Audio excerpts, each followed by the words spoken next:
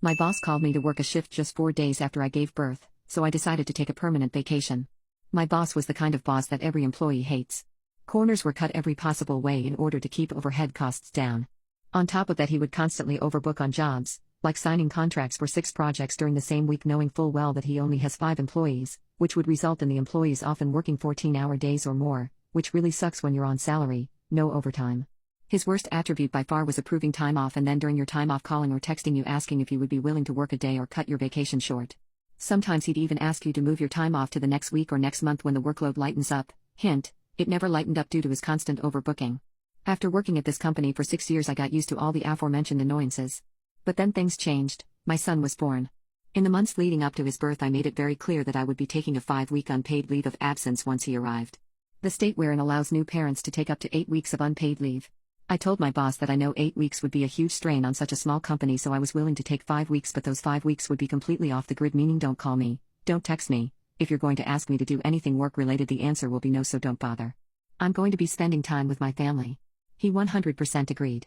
Fast forward to my son's birth. He was born on a Friday and after a short stay in the NICU was released on Monday and we took him home. Tuesday morning, I woke up to a missed call, an email, and 3 texts, all from my boss asking me to call him back ASAP. For reasons still unknown to me to this day, I call him back and he tells me there's a slight emergency and asks if I could maybe come into work that day and maybe work a couple more days that week until he finds someone to cover it. I lost it. I literally felt something in my neck snap and unleashed a verbal assault on him that I still feel bad about now, a year later. I ended my rant with an apology. As much of a D-move it was for him to be calling me in that situation, it was still completely unprofessional of me to say what I said to him. Obviously he wasn't a big fan of what I said, and after a small rant of his own ended with the sentences that made this whole story possible. He said, "You've got a pretty good gig at this company that most people your age would be thankful for. I'd be impressed if you could find a better job in this field because I've been doing this for 30 years and I know how small this industry is, and trust me, good jobs like yours don't come along very often. Think about that." So we ended the call and I did what he said. I thought about it. After thinking about it for about 30 seconds, I got out of bed, sat down in front of my computer and started looking at job postings.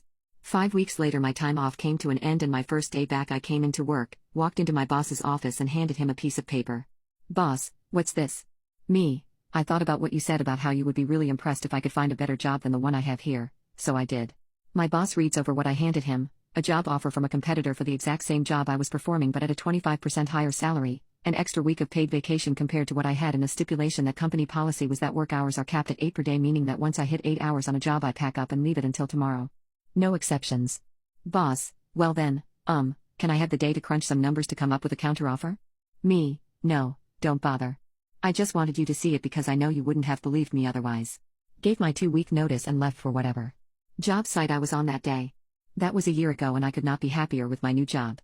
I get to spend lots of time with my boy and that's the best job perk there is.